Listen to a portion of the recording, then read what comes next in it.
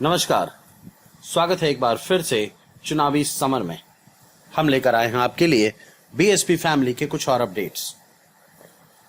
भाजपा नेता और समर्थक भले ही मोदी, अमित शाह और ईवीएम के दम पर दुनिया के किसी भी कोने में सरकार बनाने का दावा करते हैं, लेकिन पश्चिम बंगाल फतह करना हमेशा से ही उनके लिए टेढ़ी खीर रहा है।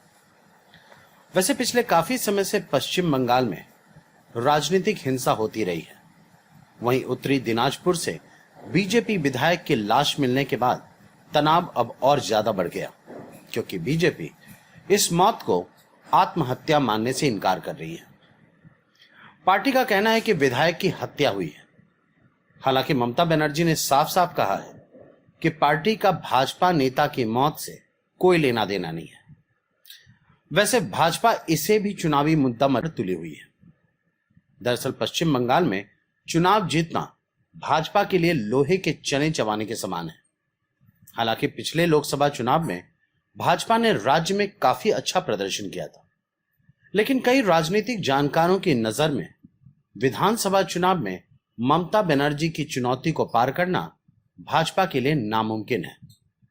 इसकी एक वजह यह भी है कि ममता बनर्जी ने एक तरफ जहां मोदी के चुनावी चाणक्य प्रशांत किशोर को अपनी ओर मिला लिया, तो वहीं दूसरी ओर उन्होंने सूत्रों के अनुसार राजरत्न अंबेडकर के द्वारा यूएससीआईआरएफ में सीएए को असंवैधानिक घोषित करने के प्रयासों और खुद राजरत्न को भाजपा के खिलाफ ब्रह्मास्त्र की तरह इस्तेमाल करने की रणनीति बनाई।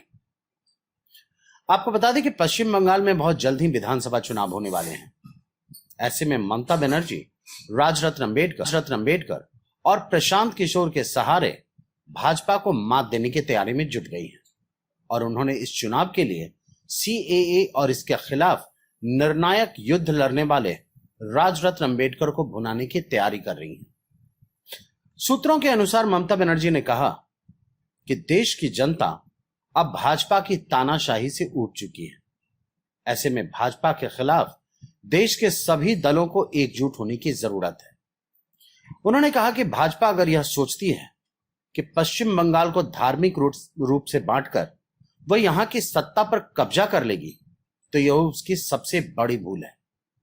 वहीं उन्होंने सीएए का जिक्र करते हुए कहा कि बाबा साहब के पोते राजरत्न अंबेडकर ने यूएससीआईआरएफ में सीएए को असंवैधानिक घोषित करने के करीब पहुंचा दिया और वह दिन ज्यादा दूर नहीं जब राजरत्न की कोशिशों से सीएए असंवैधानिक घोषित हो जाएगा। इसके साथ ही उन्होंने अपने पार्टी नेताओं और कार्यकर्ताओं को यह आदेश दिया है कि जनता के बीच जाकर सीएए और राजरत्न की कोशिशों को बताएं कि कैसे मोदी सरकार जनता के साथ साथ राजरत्न अंबेडकर के प्रयासों के बीच में भी बाधा पहुंचा रही है।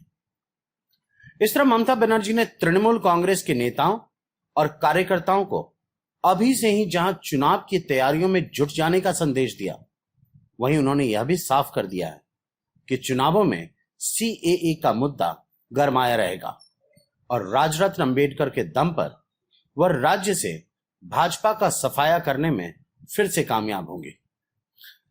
कुल मिलाकर हम यह कह सकते हैं कि पश्चिम बंगाल में भाजपा नेता की आत्महत्या के बीच में भी ममता बनर्जी भाजपा की चाल को रोकने के लिए एरी चोटी एक कर चुकी हैं।